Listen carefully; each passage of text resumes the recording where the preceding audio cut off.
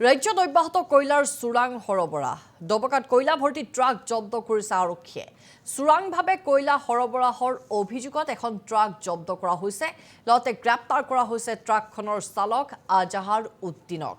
লংকাৰ কাৰিখানৰ কয়লা ডিপুৰ স্বত্বাধিকাৰীকো গ্ৰেপ্তাৰ কৰা হৈছে জিয়াবুৰ ৰহমান আৰু ৰাহুল আহমেদক গ্ৰেপ্তাৰ 2022 চনতে মিয়াদ উকলিছিল কয়লা ডিপুটোৰ আৰু মিয়াদ উকলাৰ পাছতো কয়লা সৰবৰাহ চলাই আহিছিল জিএসটি বিল প্ৰস্তুত কৰাৰ অভিযোগ মিয়াদ উকলি যোৱা ডিপুৰে চলাইছিল চোৰাং কাৰবাৰ আৰু আৰক্ষীয়ে এখন ট্ৰাক জব্দ কৰিছে লগতে গ্ৰেপ্তাৰ কৰিছে দুজনক জিয়াবুৰ ৰহমান আৰু ৰাহুল আহমেদক গ্ৰেপ্তাৰ কৰিছে আৰক্ষীয়ে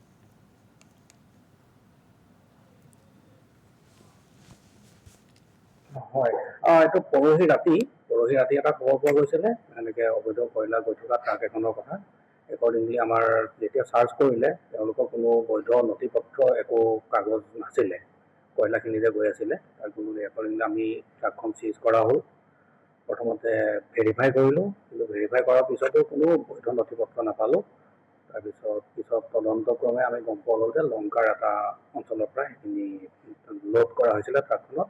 সেইখিনি বিশ্বনাথৰ ফালে নিবৰ কাৰণে তেওঁলোকে চেষ্টা কৰিছিলে কিন্তু মাজ ৰাস্তাতে আমাৰ পুলিচে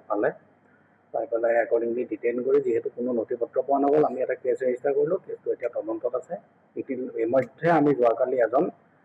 এৰেষ্ট কৰিছোঁ জুডিচিয়েল কাষ্টডিত দিছোঁ তেওঁক আমি পুলিচ ৰিমাণ্ডতো লৈছোঁ সোধা পোছা চলি আছে লগতে য'ৰ পৰা লোড কৰা হৈছিলে তেওঁকো আজি আমি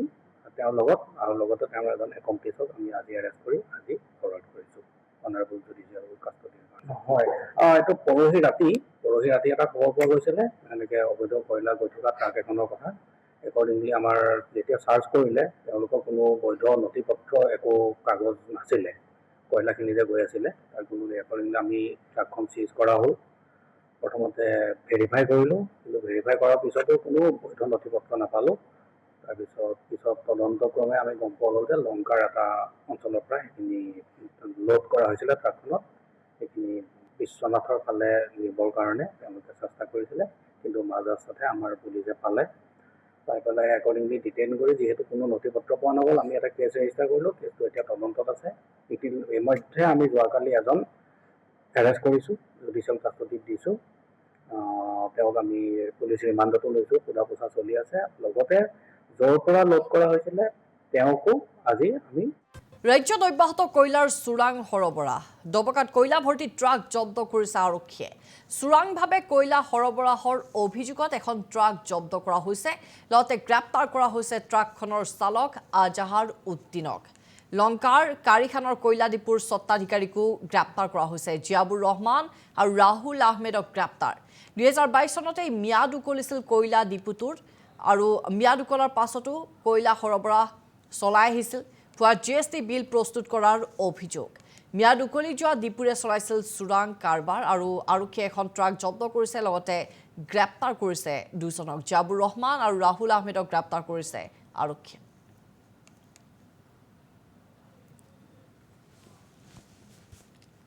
হয় এইটো পৰহি ৰাতি এটা খবৰ পোৱা গৈছিলে এনেকৈ অবৈধ কয়লা গৈ থকা ট্ৰাক এখনৰ কথা একৰ্ডিংলি আমাৰ যেতিয়া চাৰ্চ কৰিলে তেওঁলোকৰ কোনো বৈধ নথি পত্ৰ একো কাগজ নাছিলে কয়লাখিনি যে গৈ আছিলে তাৰ কোনো একৰ্ডিংলি আমি ট্ৰাকখন চিজ কৰা হ'ল প্ৰথমতে ভেৰিফাই কৰিলোঁ কিন্তু ভেৰিফাই কৰাৰ পিছতো কোনো বৈধ নথি পত্ৰ নাপালোঁ পিছত তদন্তক্ৰমে আমি গম পোৱা গ'ল যে লংকাৰ এটা অঞ্চলৰ পৰা সেইখিনি লোড কৰা হৈছিলে ট্ৰাকখনত সেইখিনি বিশ্বনাথৰ ফালে নিবৰ কাৰণে তেওঁলোকে চেষ্টা কৰিছিলে কিন্তু মাজ ৰাস্তাতে আমাৰ পুলিচে পাই পেলাই একৰ্ডিংলি ডিটেইন কৰি যিহেতু কোনো নথি পত্ৰ পোৱা নগ'ল আমি এটা কেছ ৰেজিষ্টাৰ কৰিলোঁ কেছটো এতিয়া তদন্তত আছে ইতিমধ্যে আমি যোৱাকালি এজন এৰেষ্ট কৰিছোঁ জুডিচিয়েল কাষ্টডিত দিছোঁ তেওঁক আমি পুলিচ ৰিমাণ্ডতো লৈছোঁ সোধা পোছা চলি আছে লগতে য'ৰ পৰা লোড কৰা হৈছিলে তেওঁকো আজি আমি তেওঁৰ লগত আৰু লগতে তেওঁৰ এজন একম্প্লিচক আমি আজি এৰেষ্ট কৰি আজি ফৰৱাৰ্ড কৰিছোঁ অনাৰেবল জুডিচিয়েল কাষ্টডিৰ কাৰণে হয় এইটো পৰহি ৰাতি এটা খবৰ পোৱা গৈছিলে এনেকৈ অবৈধ কয়লা গৈ থকা ট্ৰাক এখনৰ কথা একৰ্ডিংলি আমাৰ যেতিয়া চাৰ্চ কৰিলে তেওঁলোকৰ কোনো বৈধ নথি পত্ৰ একো কাগজ নাছিলে কয়লাখিনি যে গৈ আছিলে তাৰ কোনো একৰ্ডিংলি আমি ট্ৰাকখন চিজ কৰা হ'ল প্ৰথমতে ভেৰিফাই কৰিলোঁ কিন্তু ভেৰিফাই কৰাৰ পিছতো কোনো বৈধ নথি পত্ৰ নাপালোঁ পিছত তদন্তক্ৰমে আমি গম পোৱা গ'ল যে লংকাৰ এটা অঞ্চলৰ পৰা সেইখিনি লোড কৰা হৈছিলে ট্ৰাকখনত।